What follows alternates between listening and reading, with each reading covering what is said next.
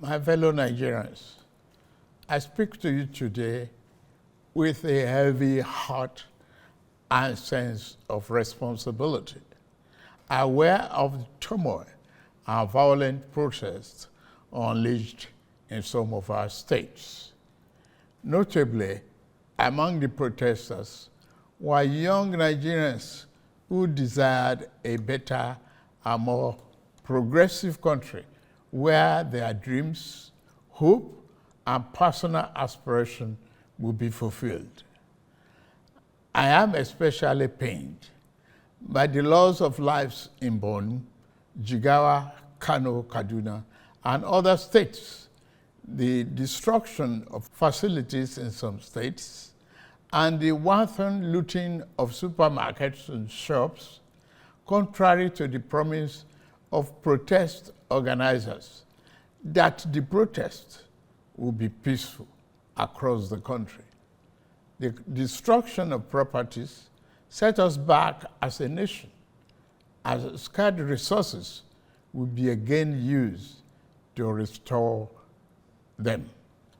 I commiserate with the families and relations of those who have died in the protest. We must stop further bloodshed, violence, and destruction. As the president of this country, I must ensure public order in line with the constitutional oath to protect the lives and property of every citizen. Our government will not stand idly by and allow a few with a clear political agenda to tear this nation apart. Under the circumstances, I hereby enjoin protesters and the organizers to suspend any further protest and create room for dialogue, which I have always acceded to at the slightest opportunity.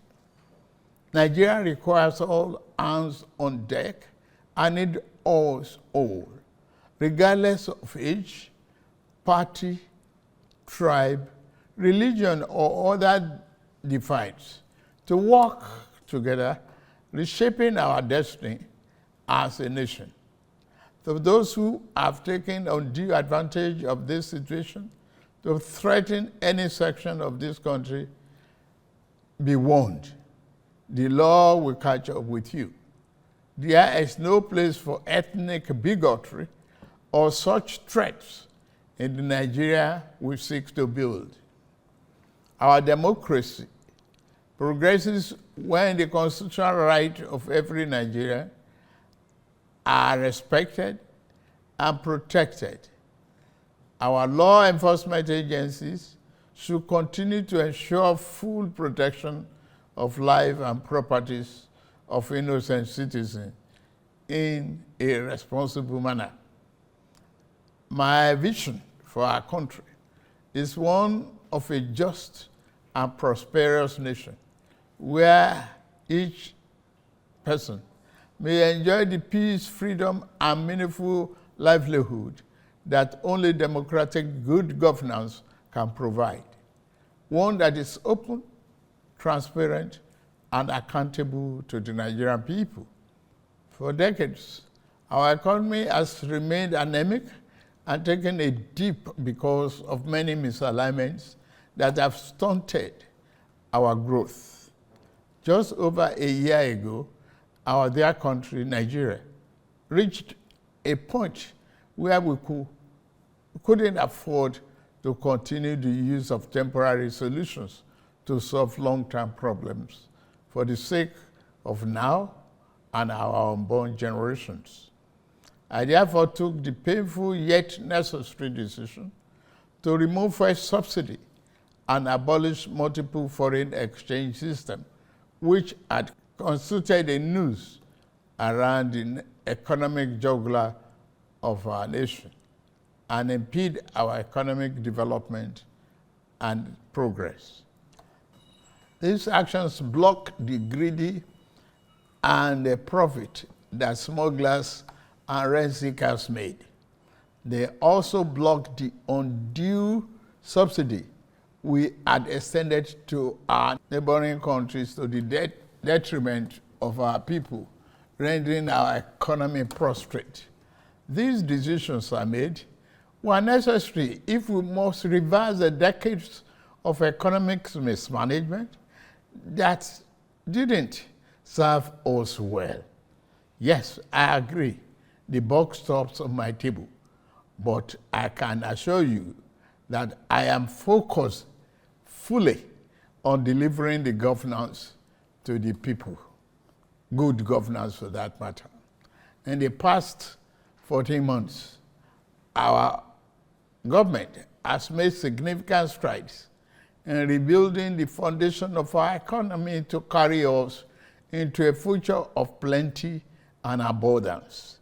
On the physical side, aggregate government revenue has more than doubled, hitting over 9.1 trillion naira in the first half of 2024, compared to the first half of 2023, due to our efforts at blocking leakages, introducing automation, and mobilizing funds creatively without additional burden on the people. Productivity is gradually increasing in the non-oil sector, reaching new levels and taking advantage of the opportunities in our current economic ambience. My dear brothers and sisters, we have come this far, coming from a place where our country spent 97% of all our revenue on debt service. We have been able to reduce that to 68% in the last 13 months. We have also cleared legitimate outstanding foreign exchange obligations of about 5 billion without any adverse impact on our programs. This has given us more financial freedom and room to spend more money on you, our citizens, to fund essential social services like education and healthcare. It has also led to our state and local government receiving highest allocation ever in our country's history from the Federation account. We have also embarked on major infrastructure projects across the country.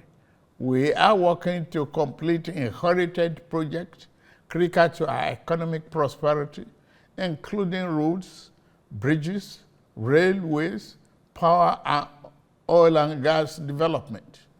Notably, the Lagos-Calabar Coastal Highway and Sokoto-Badagry Highway projects will open up 16 connecting states, creating thousands of jobs and boosting economic output through trade, tourism, and cultural integration.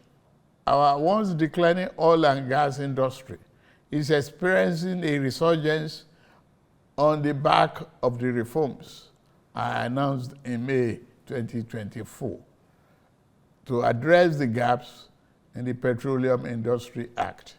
Last month, we increased our oil production to 1.61 million barrels per day, and our gas assets are receiving the attention they deserve. Investors are coming back, and we have already seen 2 foreign direct investments signed, over $500 million since then. Fellow Nigerians, we are a country blessed with both oil and gas resources, but we met a country that had been dependent solely on oil-based petrol, neglecting its gas resources to power the economy. We were also using our hard-earned foreign exchange to pay for and subsidize the use. To address this, we immediately launched our compressed natural gas initiative, CNG, to power our transportation economy and bring us down. This will save over 2 trillion naira a month being used to import PMS and AGO and free up our resources for more investment in healthcare and education. To this end, we'll be distributing 1 million kits of extremely low or no cost to commercial vehicles that transport people and goods and who currently consume 80% of imported PMS and AGO. We have started the distribution of conversion kits and setting up of conversion centers across the country in conjunction with the private sector. We believe that this CNG initiative will reduce transportation costs by approximately 60% and help to curb inflation. Our administration has shown its commitment to the youth by setting up the student loan scheme. To date, 45.6 billion has already been processed for payment to students and their respective institutions. I encourage more of our vibrant youth population to take advantage of this opportunity. We established the Consumer Credit Corporation with over 200 billion to help Nigerians to acquire essential products without the need for immediate cash payment, making life easier for millions of households. This will consequently reduce corruption and eliminate cash and opaque transactions. This week, I ordered the release of an additional 50 billion naira, each for NEL Fund, the student loan, and Credit Corporation for the proceeds of crime recovered by the EFCC.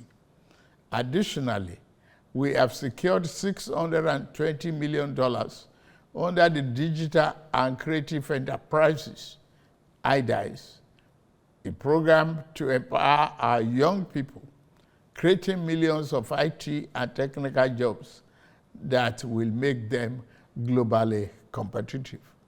This program, including the 3 million technical talent scheme, unfortunately, one of digital centers was vandalized during the protests in Kano. What a shame.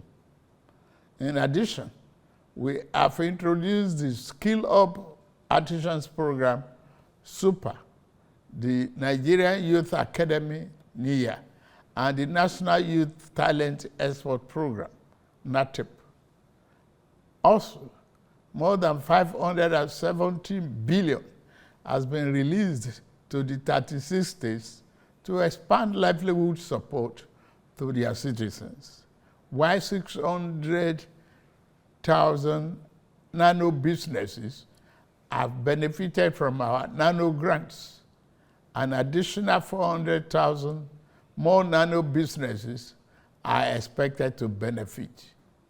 Furthermore, 75,000 beneficiaries have processed to receive our 1 million micro and small business single-digit interest loans starting this month. We have also built 10 MSME hubs within the past year, created 240,000 jobs through them, and 5 more hubs are in progress, which will be ready by October this year. Payment of 1 billion each also have been made to large manufacturers under our single-digit loan to boost manufacturing output and stimulate growth. I signed the national minimum wage into law last week, and the lowest earning worker will now earn at least 70,000 naira a month. 6 months ago in Kasana, Abuja, I inaugurated the first phase of our ambitious housing initiative, the Renew Hope City and Estate.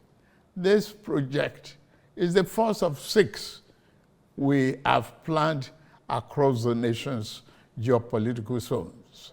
Each of these cities will include a minimum of 1,000 housing units, with Kasana itself set to deliver 3,212 units.